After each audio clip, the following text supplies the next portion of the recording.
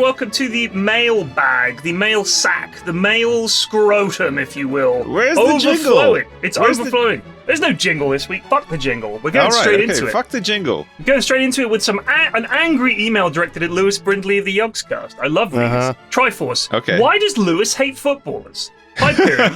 I'm just wondering why Lewis hates footballers, and particularly Kyle Walker, so much. Over the years, Lewis has brought up on several occasions how unpleasant his experience meeting Kyle Walker was, and he seems to take it out on all footballers in general. Whenever footballers are brought up, he belittles them. In a recent TTT episode, Lewis said that footballers have the mind of children. Where does this come from? Was Kyle Walker really that bad? Was it weird that Lewis never says that Kyle Walker was mean or rude, but that he was awkward and uncharismatic? Cut the guy some slack. He's not an entertainer, he's a footballer. I also think it is important to note that Lewis did his prospector voice the entire video, so maybe it wasn't even Kyle Walker's fault for being awkward. Look, okay. He's got you there. He does have you on that one. Unless you've met him, you can't comment. But I also think a lot of people are awful, right? Like a lot of people, a lot of celebrities, a lot of YouTubers, a lot of streamers. In my experience with Lewis does have disdain for. I guess my assumption is that they're going to be awful until I have met them. Yeah. And then if they turn out to be really nice, which actually, do you know what? Most of the ones I actually have ended up meeting have turned out to be super, super nice, or at least on the surface. Including Kyle Walker? Well, no. You haven't changed your mind? Specific case. But I think, look, I also, we went out to a thing yesterday, we did some axe throwing. And how was it? It was fun. And Kyle Walker was there. Was Kyle Walker there doing better than you? I kept chucking the axes over the top of the target. Right. And I was like, still better than the old England strikers, though. Wait. We made it to semi-final of a World Cup. Did anyone laugh when you said that? Championship. What's wrong with you? Well, I don't know because I did it into my radar was off. I'm not sure. What did I told you yesterday when you said you were going to the axe throwing to let the axe do the work and you're just directing it? I bet you were trying to absolutely fucking chuck it, weren't you? Yes, I was. Yes, yeah. I was. You put your whole listened arm to your into information for like 5 minutes. But the thing is, I saw everyone else chucking these axes. Like, everyone was doing axe throwing, okay? And the instructor is like, he's got this gigantic axe, and he stood like a fucking meter away from the target. And obviously, he just touched, like, it's like he's throwing a dart so gently, like, you know, he's got his pinky stuck out. He's like into the dartboard, right? And it's like, you're throwing a fucking axe. You're trying to chop an orc's head off with that shit, not fucking wimpily dribble it into the fucking dart target. Anyway, I obviously watched other people doing it, right? Which was the other people I was with, Ben, Tom, Duncan, and they're all following the instructor. And you just thought you knew better. Sometimes they were looking a little bit cool, but mostly they were not looking cool doing it. And I think it was because they weren't putting any oomph into it, beast into it, any anger. Did they manage to hit the target ever? They did hit the target. If you were in a battle, Lewis, chucking axes around, all you're doing is supplying throwing axes to the enemy. That's what you're doing. What do you mean? I'm not taking out the second and third ranks of those orcs. I'm like an English Lewis is out there man. playing Chivalry 2, meanwhile everyone else is doing axe throwing. Unbelievable. Man, it'd be so funny if you listen to a podcast, like just some random podcast, and the guy on it was like, let me tell you a story. I went axe throwing, and I don't know if you know this guy, Lewis from the Yogscast. He was throwing the not axes my kind of guy. above the target. He's not what I expected, you know? Just wasn't listening to instructions. It's like he was playing a game of Chivalry 2 out there by himself. I think YouTubers have the minds of children, is what I think. I think as I get older and older, I get less and less tolerant of people. No, I get it. All right. No, it's cool. It's cool. So, we're just joshing you. All right, that was from Miles, by the way. Thank you, Miles. The worst is when you meet somebody that people hype up. You know, like these people that are just like hyped up beyond any reasonable means, sort of thing, right? That they're like super hyped. And then you go into meeting them with like I'm not going to believe the hype sort of thing. Like you don't even give them a chance. Maybe that is it. Maybe as an England footballer, I'm expecting some of the more interesting ones, you know, like the panelists on Match of the Day, you know, those charismatic charismatic beasts. like Alan Shearer. I mean, the dude's not charismatic. I was being on camera. sarcastic. I see. Period. Okay, sorry. Yeah. It was too subtle. It was a well-layered joke about how so awful good. Match of the Day is. You're right. It was very good. All right, here's the next email. This is from Jack. This is for Sips. Oh no. I'm writing to... No, it's okay. I'm writing to inquire about the current state of Sip's garden and the war against bee and snail kind. In Triforce episode 18, that's September 2016, Sips discussed the imminent destruction of his flower beds to be replaced with more turf due to his lack of time to look after the flower beds. You were, of course, you, meaning me, were, of course, rightly concerned about the wildlife that relied upon those flower beds and referred to his actions, and I don't remember saying this, as a one-man bee holocaust. Yes. Much to your disagreement, Sips claimed to have a 5-year plan, after which his children would be old enough for him to bring back the flower beds and focus on the flowers, on growing flowers. Astute mathematicians will recognize that September 2016 is approaching 7 years ago. Has this well-thought-out piece of delayed conservation been put into motion, or was this simply a false statement to divert attention away from his gross garden genocide? No, you know what? It's actually kind of been working out in a very roundabout way that maybe I can only pull off. I'm not sure. Okay, listen to this. Because since we've had the other baby, we haven't had much time to be... By the way, can I just interrupt very quickly? That was Jack's next point, was that he understands you've had a baby, so this might have pushed things back. So continue. It has pushed things back. There's some of the plans have been realized, though, amazingly. Like some of the plans that we had to move some stuff around and get rid of some stuff has worked out. Another thing that we never planned for, but has sort of kind of worked out, we haven't had much time to tend to the garden or do much gardening at all. So it's pretty wild back there right now. We haven't paved it over or anything. There's still a lot of stuff growing. It's just growing like crazy. But that's good, though. Nature loves that shit. Well, recently they were like, leave your gardens natural. It's better for the animals and stuff. So now...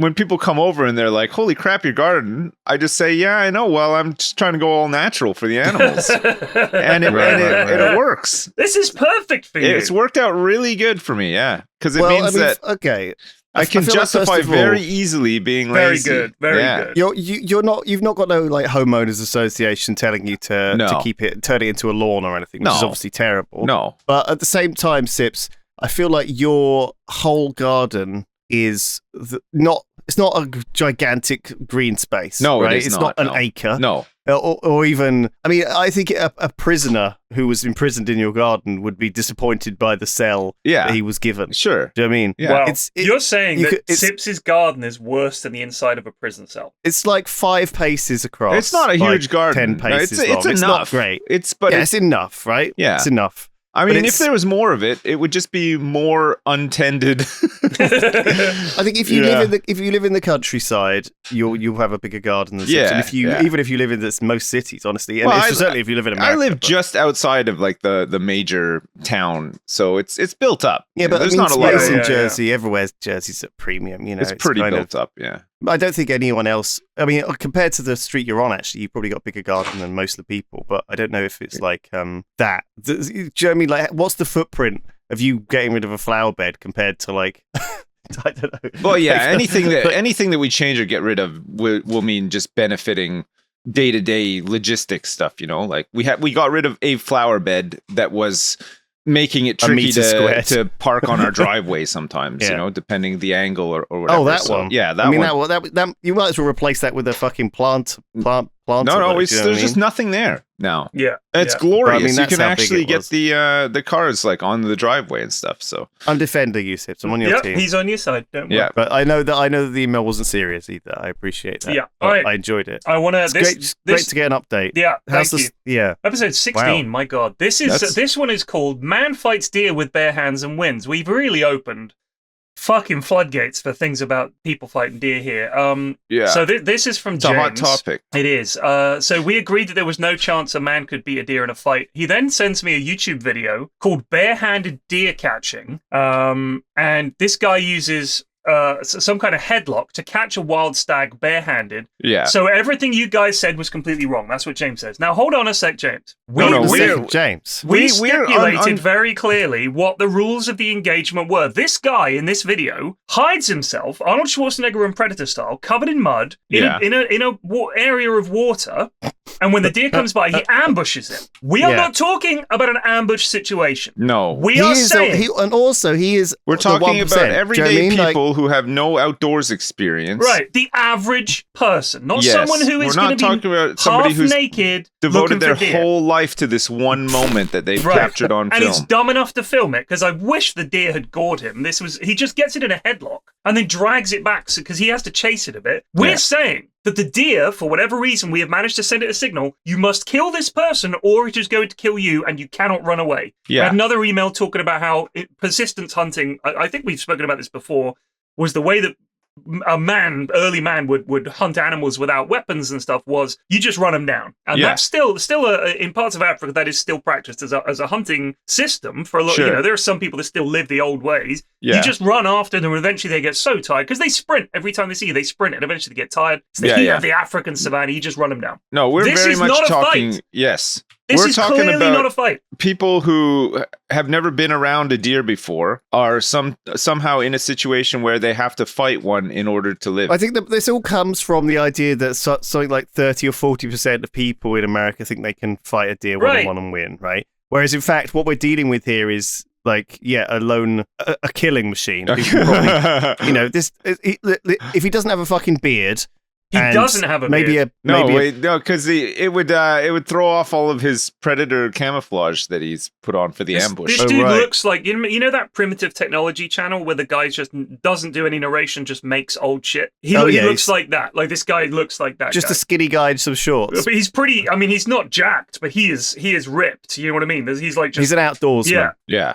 Okay. He's not like huge, but he's sinewy. Does he represent the average American person? No, absolutely not in a billion. The average American person now has to be like the humans on WALL-E. And WALL-E, I knew WALL-E reference was coming. But it's true. One of the most important moments in your life was seeing a core memory. Guys in that WALL-E movie. I'm telling you though, it's frightening how accurate it is. It's seeming now. When you go back and watch it, you just think, holy shit.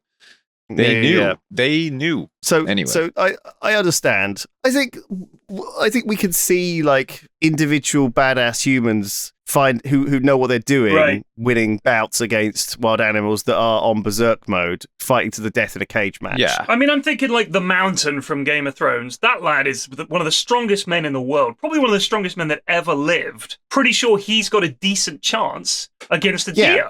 Importantly, the question is not could you kill a deer, but could you win a one-on-one fist fight? You are unarmed against a and it's trying to kill you. It's not trying to run away. You have no experience or preparation in the field. You're just a regular guy. Well, no, you're you. That's the point. Yeah, no, you're you. No.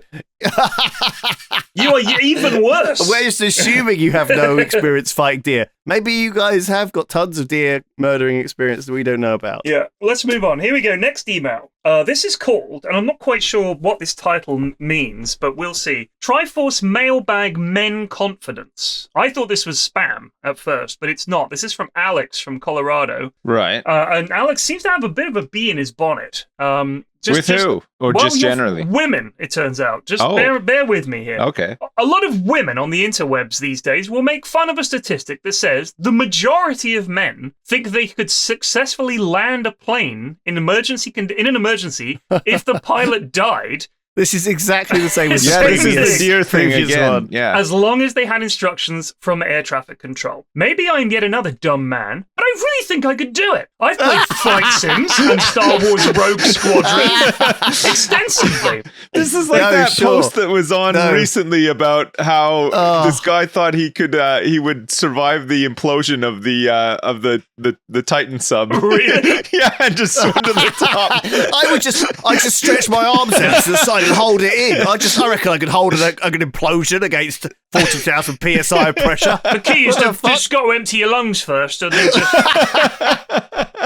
It is a bit like that though, because I think everybody kind of thinks, I probably could. I'm great under pressure and stuff, but In reality, think- Oh my god, that's not what it means. I think honestly that I love the confidence of the average person. That's Yeah. why we are where we are. that is Because yeah. of, the first.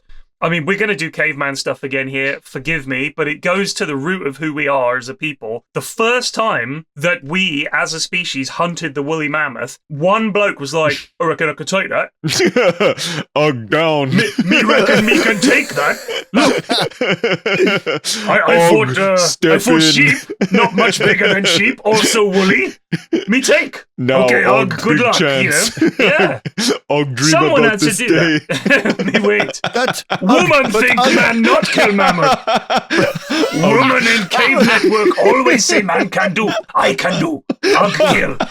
women be messaging each other on cave paintings saying that men always say they could fight mammoths. Men be very stupid. Well, me show her. Well done, Alex. Thank you. Oh, fuck me, man. That is so funny. I No, get it, though. look, just before we finish, fucking hell, I got to flip Terry over in a sec. Hang on, he's on his back. I get it, though. I think everybody's been there where they think, you know what? Like, I could do that. But the reality is, everybody on that plane is probably dead. If the pilot's it's very gone, unlikely. I mean, come on. Like maybe there's like some miracle story there where it works out, but I don't know. I gotta take this call. It's I'm Terry so on the sorry. block. Hang on. So I mean, actually, P-Flax, like you do hear a lot about autopilot, Yeah. these days, and also if pilots do train on flight sim, and if this guy's done like 1,000 hours in flight sim, maybe he'd be okay. I think Well, I think a helicopter and no just hold on training a would sec. be harder, Bear right? in mind that he's saying that he's played a lot of Star Wars Rogue Squadron. Right. Like, he says, I've played flight sims and Star Wars Rogue Squadron. The Fucking fact hell, that he's sorry about throwing that. Star Wars Rogue Squadron in as qualification, that's what makes me discount Alex's claim. I was not aware of the Rogue Squadron thing. Yeah. I've only just come back. Sorry, I had to take a quick phone call, and I just caught the end of that. So he thinks because he watched Rogue Squadron that he's He's qualified? saying he's played a lot of Star Wars Rogue Squadron. Oh, he's played a lot. Yeah, and he's Oh. adding that in as qualification. That's honestly, rather than add to his list of qualifications, that makes me doubt him more. That's Yeah. like No, a but CV okay, I'm that starting to otherwise think looks this. good. I'm starting to think this is a joke. No, now, I though. don't think it Do you is, know what I mean? dude. Like, and he's basically using it as an analogy for the deer Trust thing. me, You see what I'm this saying? lad is We might have just genuine. fallen into his trap. No, this lad's genuine. No, I reckon he's joking. I reckon He's he's got a gotta little be smile on his joking, face. He's got to be, right? No, because then he says the kind of stuff that uses the plane invert Y steering wheel control scheme where you roll left to turn left. Air traffic control is trained to be able to help nobodies in case of emergencies, right? Especially, I'm an aerospace college student, so I might even know like one thing about how planes work potentially. Trained. I don't know I if it don't is think they trained to are help. trained. No, but I don't think air traffic controllers are pilots. No. And therefore, I don't think they could just say, "Oh yeah, rudder down." Just point it at the ground, mate. I think that's what they do. Just aim for the ground. This is air traffic control. I've played a lot of Rogue Squadron. I reckon I could land you quite safely. So you just grab Roger onto the that. flight stick there. Can I just ask before we direct you to land the bird? Have you ever played Microsoft Flight Simulator a X couple of times. or higher? The older versions were not as realistic. Can you confirm, please? Sorry, BA229. I'm currently fighting a deer with my bare hands. I'll be right with you. Copy that one, BA5229. I'm in the middle of a high score run on Rogue Squadron. I'm going to have to get back to you when I'm done. Thank you very much. Over and out. What's the next one? All right, this is from Freya, who is studying anthropology at university. Oh, yeah. I found the discussion about humans and hunting to be intriguing. Did you know that humans are exceptional endurance runners? This is the thing I was talking about. We can outrun nearly all animals, including deer, over long distances. So, the reality is that most prey animals are dumb. A deer doesn't care that it can headbutt you unconscious with ease. Will always try to run away. People are providing you of human average fitness, maybe average fitness 1,000 years ago. Chasing after it will be enough to kill it. So, Freya, again, just to put an end to this, and so that we don't get any more emails, appreciate it. We are not talking about the animal running away. It is going to fight to the death. End of story. We also End of understand that a lot of wild animals have whatever it is called the flight distance, where they have a varied amount of distance they will come to things like you. If they see human, they'll stay a certain distance away, and different animals have different levels. Yeah. It's even thought that actually cats have domesticated themselves. They didn't even they weren't even bred to be kind of like, well, I guess they were bred and they are bred now to be specific, but it's and wolves again became dogs because they had a relatively low fear of humans compared to other animals. Yeah, and I think they've got a curiosity to them as well, which means that they'll go and investigate things. I think a lot of animals lack curiosity. And I think cats have that confidence that they know they're getting away from anything. Yeah, they can slink away, right? I think cats, in a way, are the animal world equivalent of men who think they can fight deer. They're very confident, and they're stupidly so. I mean, cats will often, anyone who owns a cat, you've seen them try to make a jump that you know they can't make. Yeah. Get stuck on top of something they thought they could get down from, do all kinds of stupid shit. They're very confident and curious creatures. Just like humans. Indeed. Yeah, it's true. This is from Leona. Super relate and appreciate the anger on behalf of your eldest daughter and the Duke of Edinburgh experience. Thank you, Leona. I honestly think that every Duke of Edinburgh instructor is a cunt. That's Leona's words. Right. I was 15 doing a super intense, difficult, genuinely dangerous hike in the middle of fucking nowhere with a group of people who'd never done anything even slightly resembling hill walking before. The instructor knew our background and fitness levels, yet still decided to take us the most difficult route, laughing in reply as we voiced our concerns. We set off with those stupidly massive bags, which had to include shit like a kettle and a gas stove each. About 3 or 4 hours in, he begins to continuously yell at us that we're taking too long, expressing his annoyance anytime someone needed a break and berating the people at the back for not putting any effort in. He became visibly angry because even the fittest of the group are struggling to keep up, so he says that he's done and proceeds to storm off over one of the hills, fully out of sight. He was the only adult and the only one who knew where we were actually going and the only one with a full first aid kit. He doesn't sound like the only adult. He sounds like a twat. Yeah, we didn't have proper maps because the area had no official routes or trails, so we only had the general direction we saw him fuck off towards to go in. We were alone for at least 3 hours, and I honestly think we just got lucky that we eventually found the right spot. When we got there, the guy was sat picking his toenails and acted like he hadn't just abandoned a group of teenagers in the middle of the Scottish Highlands. That is a fucking disgrace. Yeah, that is an absolute disgrace. If somebody did that to my kids, I would want to murder them. Yeah, that guy though is running a Fortune 500 company now. So who's turned out better? God damn it, that guy! I am angry. He's an ambitious go-getter. Yeah. He's Duke of Edinburgh and he's going for it. I want to read his LinkedIn. I really want to read his LinkedIn. I bet it's that's how you do it. You climb the corporate ladder by leaving your being a cunt. People in the dust. This is what it is. It's how you get ahead. Very it's annoying. the art of the deal. Yeah. I'm just here to do the opposing viewpoint, guys. Before we all shit talk this guy. No, fuck him. No, we're all with you on this one. Yeah. Well, I don't get why people do that job. Like if they're that angry about it, find something else to do. Is there not somebody else that works there that can sort of spot this behavior and get rid of him? Just say, you know what? I mean, if I went to pick up my daughter, went to pick up my daughter and that's what she told me had happened, that guy's either getting fired or there's a fucking lawsuit. It's as simple as that. Absolutely. 100%, probably both. And they are at the very least getting reported. That is ridiculous. That's stupid. Yeah. I really don't get the let's do it on hard, right? Because these days it's meant to be a bit of fun. It's just an experience, and it's meant to be fun. It's meant to be like it's not meant to be easy, but at the same time, it's not meant to be so hard that you're upset. Right. Like it's just do it on the easiest setting and then make your own fun, especially when it comes to anything physical like this, right? Because it's going to be hard at the lowest tier, right? At least for me it is.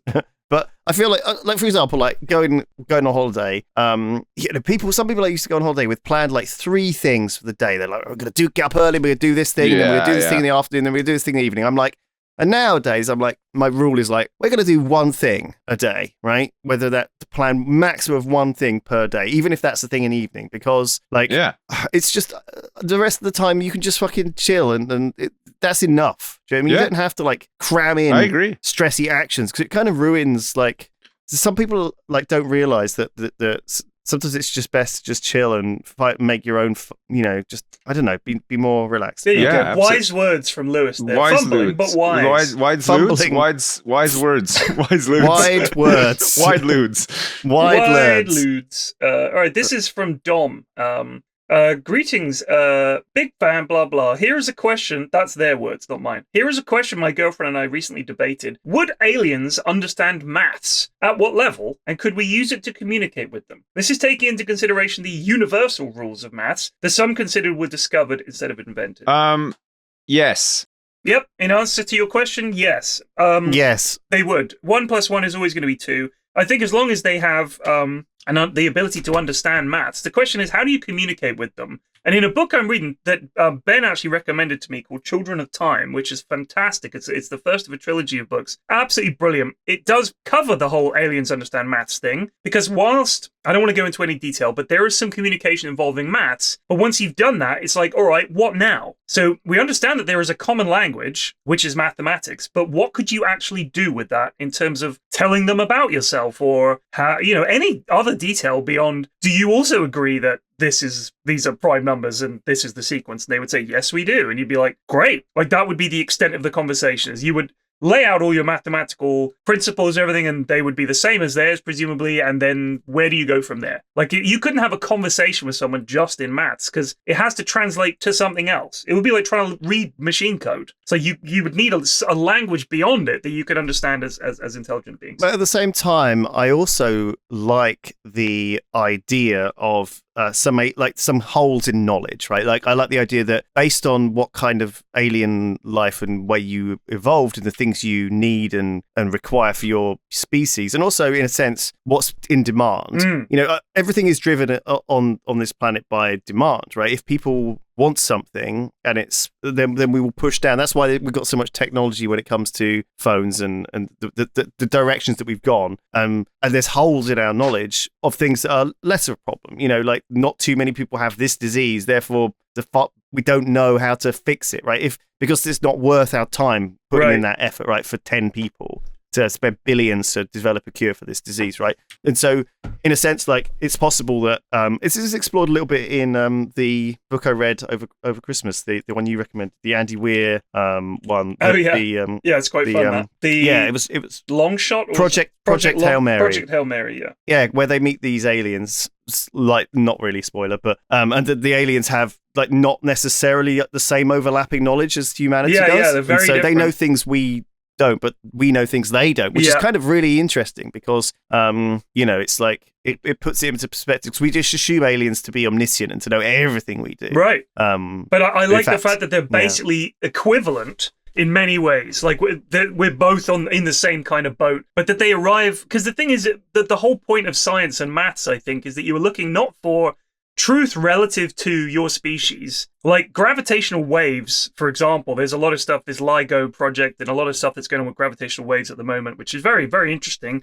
That's not unique to us. That has no bearing on whether we are mammals or some crystalline species or whatever. If you get to the level of understanding and intelligence that we are at or higher, this is still going to be something that you can observe and understand and measure. These are phenomena that exist outside of any constraints that are biological. And maths is the same. There's no way that us alien species could decide that 1 + 1 isn't 2, because that's inconsistent with reality. And whilst they might have a different way of displaying these things and understanding it, the fundamentals of mathematics are so fundamental that there's no way around them. They are what they are. It's not like we invented addition. We just began to understand how you can combine numbers and use them in certain ways. But like the guy said in the email, it's a discovery, not an invention. So they would discover it too. Well, at the same time, though, they'd only discover the things that are in that route to the core principles that explain the universe, right? And allow them to get the technology to get into space for the first time, right? There's a huge amount of things you need to know to build a spaceship, or get to the bottom of the ocean. And if you want to do that, it's this gradual improvement of knowledge. And yeah, we do a lot of pure maths for fun. I think I watch a lot of mathy YouTubers, number file and shit like that. Yeah, all these. I watch all those things. They're great and they're fascinating to me. And I don't understand, honestly, like, I usually with them for like the first 3 minutes of the YouTube video, and then they lose me. Same. This is a little bit like when I was doing maths at school. I was with them for a bit, and then I lost them. Yeah. And I just about made it through to the end of the lesson. Do you know what I mean? I feel like that's generally my feeling. I've never quite been fully, but I'm fascinated by, I just like the soothing, smart people juggling numbers and making connections and things. And so I think like maybe there's some puzzles or some mathematical things that they haven't solved It's possible. or even needed to think about, and therefore It's possible, but in the same way that we could have lost that stuff too, right? I'm sure humans are solving puzzles and then not thinking it's important, or publishing it, but we've got no way to reference it. And then other maths professors are independently coming up with the same problem, having to solve it again. But but if it's not like something that's a core problem, or a core like roadblock in technological progress, then I don't see why we couldn't have different paths. I mean, it's true, but I still think a lot of it is just is fact rather than opinion. And I think any common facts are something that another alien species could discover, like gravity. Absolutely. I mean, gravity exists. They would understand that, and would, if they're going into space, would understand the maths around gravity. Like they would have had to have come to the same. They may well have conclusions. used different scales in the same way that we have picked things that we feel appropriate to us, right? In a sense, like, water freezes at 0 or 100, but also we got the Fahrenheit scale, which has a different frame of reference, right? Oh yeah, all of that one could be wildly different, but so exactly, but all of our measurements and factors are based on things that we like to think will be What if the universally. alien that you meet is like the alien's equivalent of Christians against science or something? You know what I mean? And then they just how they get into space? Well, I don't know, but what if that's the one that you meet and they're not a very accurate representative of their species or their whatever, It's true. Like Well, you might get unlucky and meet like a dud. A dud Purge one. Like the a conservative Xenos! one. Yeah. Purge the Xenos! That's all they're saying. It's like, what? Oh my god, you might meet like the alien Kyle Wonka. Yes, Carl you might. Wanker. I am Carl Wonka from Planet Foodball. This alien is lacking charisma. All right, we got another email here, chaps. This is a short one, but it's something that we talked about last week. Trombone lung. What did we decide trombone lung was? No, Was it we were fungal just talking about it. infection? Yeah, we were talking about how you get these fungal things in places where there's hot air and water going into a trombone. Moisture. Too much. Regarding the trombone lung discussion, somebody sent us a list of horrible lung infections you could get or something. I thought you might be interested in these inventions for brass instruments that were created during COVID to make up for the fact you can't wear a mask while playing, but obviously you're blasting COVID-y breath everywhere. I've just sent you a link there. Open that. That will take you to the page for the KYT music instrument bell cover, 8 inches for standard trombone, alto horn, baritone, saxophone. You put it over the end of the trombone and it catches the flecks of trombone lung and COVID that gets sprayed everywhere. So there are solutions to these problems. What a specific thing to make. Yeah. Incredible. Just for people who don't, this looks like one of those hats that you wear, you pull over your head, it's just like a cover. It's a cover. It's like a crappy little cover. Crappy? The KYT musical instrument accessories company makes only the finest trombone, alto horn 8-inch covers, Lewis. Although, of course, other brands are available. Yeah. Do you reckon it changes inferior the brands. timbre though? Because they put stuff on in the horns like that changes the way it sounds. I can't remember what they call it, but I think they call it a mute. I could be wrong. Some muso will email in. It's like that thing that you put over like a trumpet. wah-wah it goes like mute or something. Yeah, the wah-wah that thing. mute. I think it's called a mute. Anyway, someone will. You are. That's what it is. Yeah. There's different ones. Well, all right. This is a good one. This is from Sam. This is an embarrassing childhood story, which immediately caught my eye because I love those. Hope you enjoy this. I was 9 years old at my local leisure centre when they put on a giant inflatable obstacle course in the swimming pool. I'm loving it, but due to the amount of kids, we have to queue up to get on it one at a time. After a couple of goes, I'm hyped to get on it again. I'm in the queue, swinging my arms around like I'm on crack. That's because he's 9 years old and he's excited. That's what they do. Woo! Yeah. In front of me is an older teenage girl minding her business in the queue. Suddenly, one of my 360 swinging arms goes wayward, and I find myself slapping her right on the arse cheek. The cracking sound is monumental, and everyone turns around to see what it was. The look of disgust from the girl still haunts me today as I babbled an apology. To top it off, all of our family and parents who'd taken us were watching from the sidelines, and I'm pretty sure I made eye contact with her dad. I spent the rest of the event sheepishly taking my turn on the inflatable obstacle. Sam, I'm sorry to hear that. We're now married with 2 children. Yeah. And we Rita, often look married back her. on this And we could incident. all laugh at the time we met. Yeah.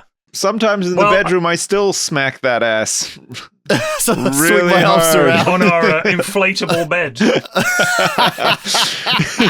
So I have a similar story. This is when I was doing my work experience. I worked in Richmond, not far from here, and I worked for a small company. And the first week I was there, This is at the you. end of that You're- week- Swinging your arms around, so excited to get Is to this work. actually a story about you? Or you're not reading somebody else's? No, this Okay. is me. This is me. And I would have been, let me see, I would have been 19 or 20. And I'm at the company, and at the end of the first week, I barely got to know everybody at this point. My boss, a very tall lady, very attractive, was there. Oh, I didn't say where we were. We were on like a team building exercise. Right. Sure. So there's like 30 people there, all in the office, and we all had to do these active sort of run around here, climb that. We had to do the jousting with the big Q-tips, all that shit. Yeah. Sure. Anyway, it was a laugh. One of the moments we had to run, go around a pole, and then come back. I'm running, we're all running. And as I reach the pole, I sort of pinwheel my arms a bit in order to get some traction so I can turn quickly and get back up the course. As I'm pinwheeling my arms, one of my hands completely cups the breast of this lady, Right. my boss. Really, really cups it, like genuinely, completely by mistake. She sort of gasps and gives me a look, and I sort of quickly let go and run off like some kind of escaping pervert, charge back, and we never mentioned what happened, but she absolutely knows that I know, of course, that I accidentally grabbed her boob, like full on grabbed it unintentionally. So that was it does happen. It does happen. The pinwheeling of arms. It has happened. Women, I'm sure, have all kinds of stories that they could email in about times blokes have accidentally tapped Well, their that's boob all or fine and slapped them on everything, the but that's never happened with me and my honker. And arse. so, I mean, everybody else is getting like, oh, accidentally touched your boob, sorry, or whatever. Well, nobody's ever accidentally touched my schlong. So what's going on?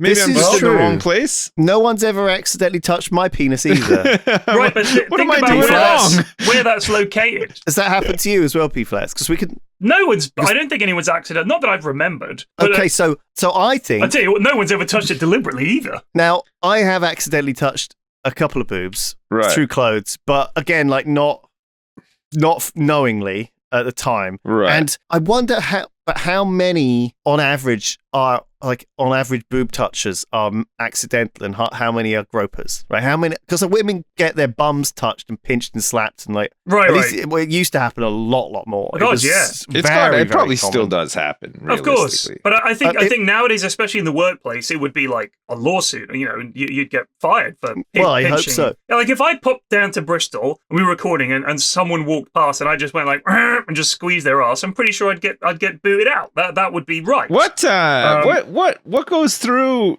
Well, I mean, I know what goes through somebody's mind, but like, I would never pinch somebody's ass or anything, or slap Yeah, but someone's we're ass not like that. no, I mean, but so, like, we'd never kill what anybody. makes people that are like that? Because they're fucking dicks.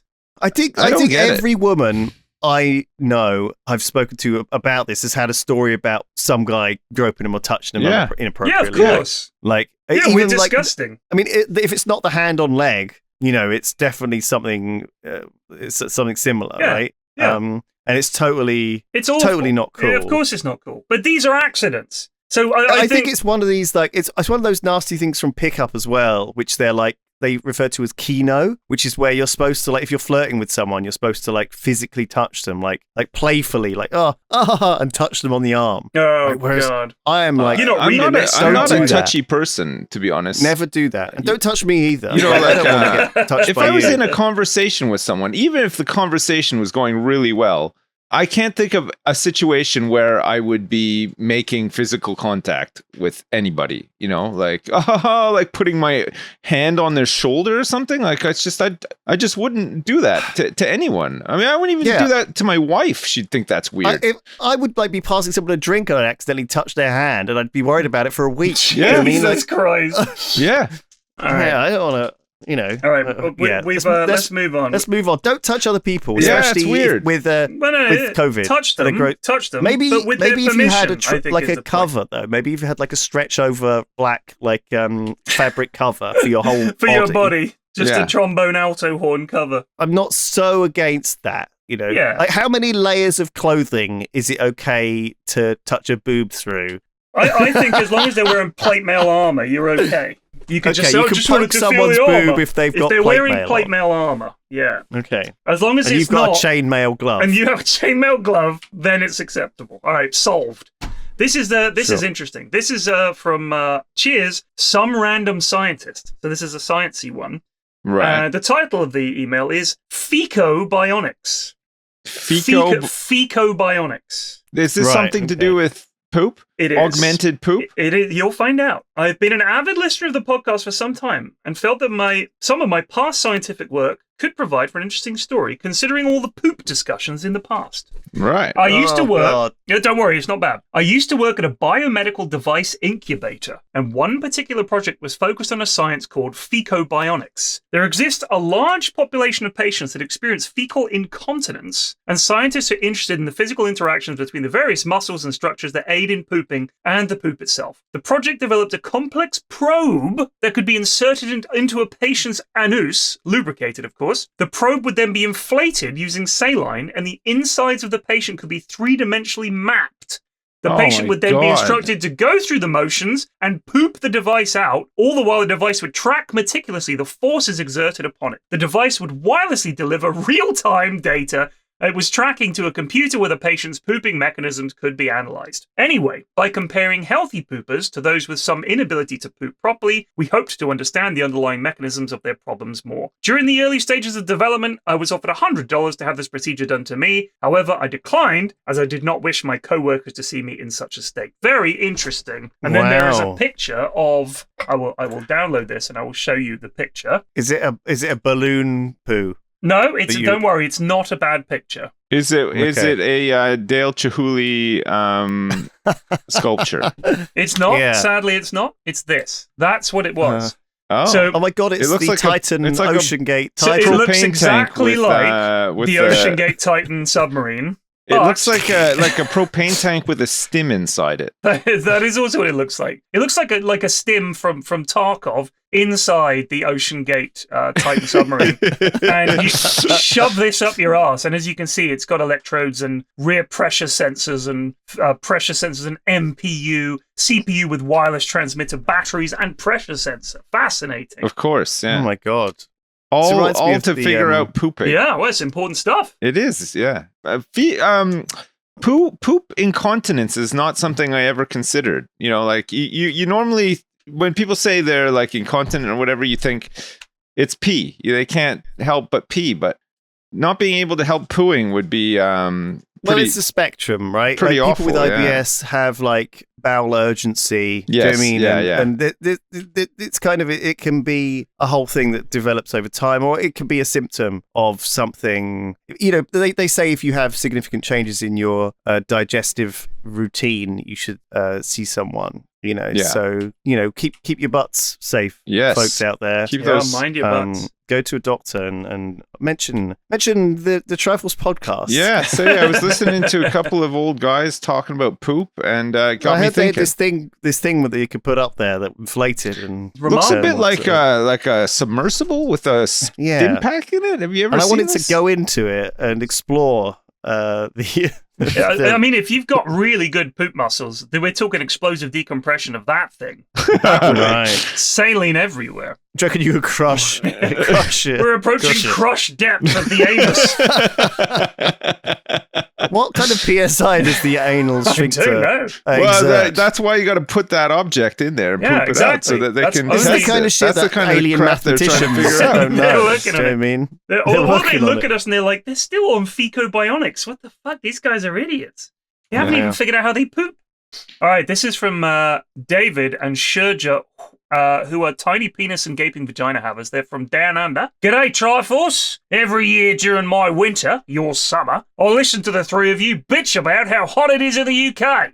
Yeah. Often I think to myself, they don't know heat. It's bloody cold over there. Yeah, we don't. We're not used to it. Well, you'll find out. He changes his bloody mind. All right, anyway. Currently, myself, wife, and grandfather are traveling around the UK on holiday. Holy shit, it can get proper warm here. Aha! It's not the temperature is brutal, but like Lewis has said before, the infrastructure is lacking. No aircon, everything's carpeted, buildings are designed to keep heat in, Most hotels don't even have a ceiling fan. But why is this the case? Surely I've heard you talk about how horrible summer is for the past 5 years. Climate change is going to make more heatwave events more extreme. Why won't companies make a change? Why aren't your theatres in the West End equipped with aircon? I was sweating my balls off the other night. Why haven't you got fans in rooms? Please let me give you an Aussie certification. That is, it is uncomfortably hot, but also it seems that most Brits just seem to complain and do bugger all year in, year out. Just take your top off, mate, like all of us do. Yeah, just complain about it for the one day of the year it happens, and then... That's the issue. Exactly. Yeah. So, well, the thing is, like, it's gone back to, it's like 15 degrees outside now. It's like 18 degrees is the peak today. So it's my flat is still 25 or 6 in it, though. Like, it's not cooling down. Right. I've got the windows open, but it's like a heat trap. We don't have 6 months of heat. We just don't.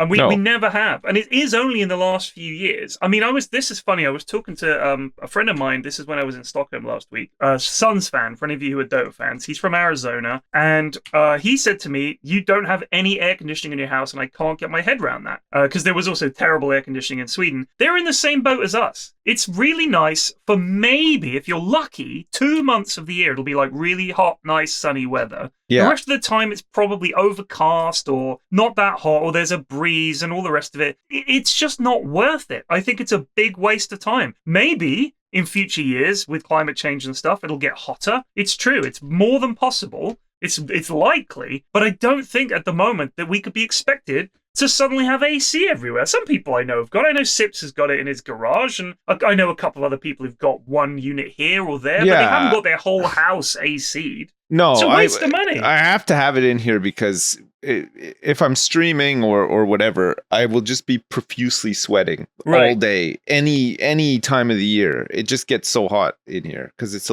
just basically a little box, Right.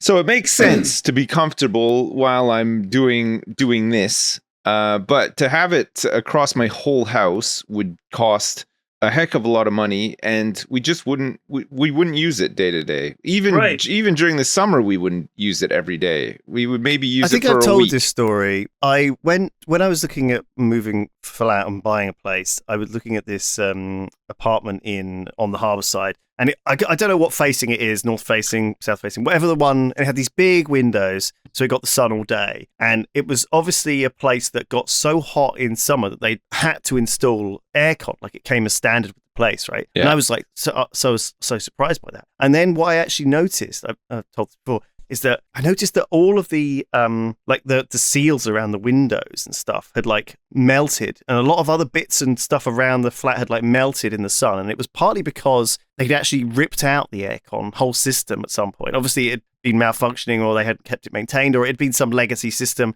Like we don't have a lot of aircon companies in this country that do this stuff, right? Or at least do it properly, and so it obviously failed at some point. They couldn't get the part, and then it hadn't been on, and then the flat had been so unlivable and hot that it actually melted a whole bunch of like the infrastructure of the flat. Jesus.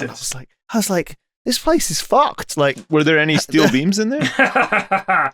Not melted. AC can't melt steel beams. That's so often the thing. I always find this stuff like it's the same thing with can't get the parts anymore, mate, for this thing. I know the door's fallen off, but we can't get the hinges anymore. I don't make them. It's like, well, fucking what do you mean? Just fucking figure it out. And they're like, no, I have to replace the whole gazebo, mate. Yeah, I mean, like, I know a lot of people in the States who've got AC and pools, and I would say fully half the time there's someone around fixing one or the other. Like, all of this shit needs so much fucking maintenance. It's not just like, your boiler you get serviced once a year. If it breaks, it's like quite a big deal. AC, it always seems to be fucking on the fritz one way or another. You got to get someone out for this, that, or the other. Because if you live in a really hot country, it's just chugging away all the time. Yeah. It's going to fucking break, man. And it gets all shit in it.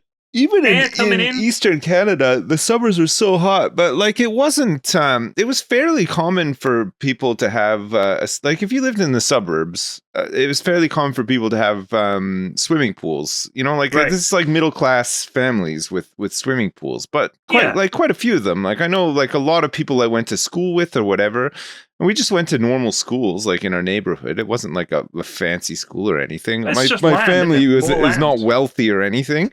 I mean, I'd say like half of the people at my school had a house with some sort of pool, whether it be in ground or above ground or whatever. It was fairly common. But if I speak to people over here and I say, oh yeah, I used to go to my friend's house and go swimming or whatever, they're like, whoa, were you like a multimillionaire? Did you have a tennis court as well and stuff? And it's really hard to explain that it's we actually just so fucking hot that you just need some devices to cool down in the summer. Like I think that's definitely a part of it. Like the fact that when it's really hot for months at a time, you need some way to cool down, and this is a good way, especially if you've got kids. Yeah, chuck them in the pool, they cool down. Yeah. But you also got to remember, people have more land.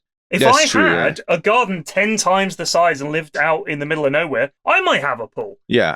Or a hot tub or something. But where the fuck are we going to put it? You got to remember as well, this was in the 80s. So everything was cheap as shit. Everything was much cheaper. They used to actually build big houses, give you big yards and stuff. I know nowadays that's not the case, but when I was a kid, you were just coming out of the generation that enjoyed a 4-bedroom house and 2 cars and working at a fucking box factory. It's 9 to 5, Monday to Friday. So it's the same thing in winter though as well. We complain about how cold it gets, and we complain about how when it snows the whole country shuts down. But I realise we're going to have more of these events, but are we it's probably going to be cold for the next couple of weeks, then it'll be hot for another week, and then we're done. Yeah, and we've rode it out. Most of the time, you can tough it out, right? In the UK, and honestly, what is this?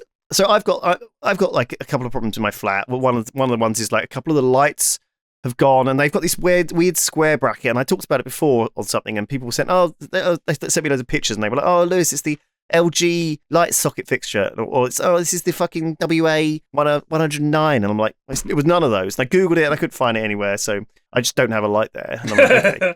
Yeah, just get some lamps. Just get some plug-in lamps. There's also a bunch of those fancy spotlights. I've just got a bunch of plug-in lamps. It's nice. Anyway, I've got a bunch of these spotlights. They're always on the fritz. You can tap them, and the bulbs don't fit properly, and they're really, really cheap, and they're shit. And there's tons of these things, right? Anyway, I've got an old dishwasher, which obviously was installed when the flats were built, which was probably 30, 40 years ago now. No, it can't be that long. 20 years. Who knows? But anyway, it looks like an original. So I think they converted the flats in the 90s. So it must be 20 years old, this dishwasher. Anyway, the dishwasher tray, the bottom tray, I used to put heavy saucepans in there, but a couple of the pegs were already broken. Yeah. And the pegs have got this rusty, dirty wood inside them, and it's kind of all moldy. Anyway, I was like, oh fuck, I think I fucked this, so I'm gonna need to see if I can find a replacement. And of course, I just fucking googled it. Man, just get a new dishwasher, honestly, and for the amount of trouble. I thought trying to get a dishwashing tray is going to be an absolutely. That is going to be an impossibility. Yeah. Right? So anyway, I did a little bit of googling. I found one for like 50 quid.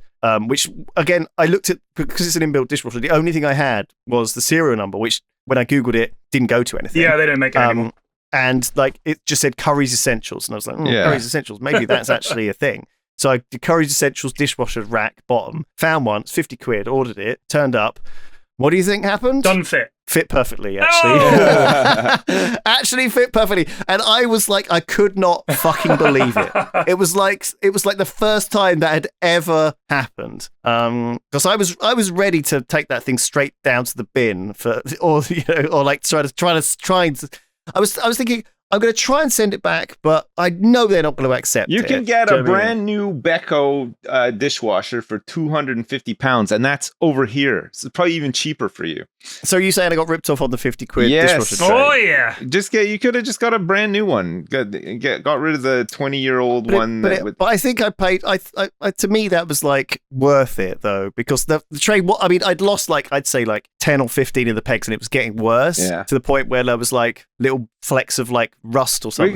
We had an older dishwasher where all of the inside the fucking whatever, it's rubbery, but it's hard rubber. I don't know what the fuck it is, but it's the same stuff. Whatever. Yeah. It was splitting open, and there was rust, and it just looked like shit, and it was starting to stink and stuff. But it was an old dishwasher, so we replaced it.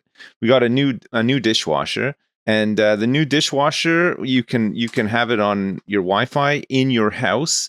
We can program it and stuff. It's fucking awesome. You could be out of your house, go on your phone and be like, yeah, start the dishwasher. I'm on my way home or whatever. And Do it's you incredible. reckon aliens have that level of technology? I hope that they do if they want to actually maybe be they happy. don't. Maybe they haven't needed it. Yeah, but what aliens? Like what level are they? Amoeba? No, they don't have dishwashers. No, they are Right. the dishwashers. They They might not even eat out of dishes. their They might whole just suck planet their is food just up. dirty plates with like ketchup on And it you and stuff, and you they just threw feed it off in the that. bin. You got rid of that. You genocided that whole alien race when you chucked that dishwasher out. Oh, you think there's aliens You in the monster. dishwasher? Well, They landed. They were trying to make contact. That dishwasher hasn't ceased to be, Lewis. It's probably sitting in a warehouse right now. They're probably perfectly happy. It's probably sitting on some heap somewhere. It's just left, and they're probably. I think there are heaps and heaps and heaps of old sofas, mattresses, garbage, all that and stuff crap is that we've still dumped on the world. It's still there. That's lovely. It That's takes- lovely. That's nature. It takes a long time to nature incinerate gets to that reclaim volume of that stuff. dumping land. Yeah. Just think of the life that's being born in that garbage bin. Yeah, over know? here they built a big incinerator, and everybody was like, "Oh man, that's crazy. We're not going to have any more garbage. We're just going to incinerate all of it." And they incinerate like maybe 5% of the garbage. Like they just cannot keep up with the volume. We still Also, have it makes to so much pollution. if you landfill. just We incinerate still have everything. to do like all this stuff. Still tons of like recycling and everything. If they burn plastic, all those bits of fucking plastic end up in the environment anyway, right? Like all these little tiny microscopic bits. You get seen inside how all they the do? plankton and shit. Like in the UK, they've got like big processing centers because it's like there's a fair bit of money to be made now. They melt down all the old plastic into like these little pellets.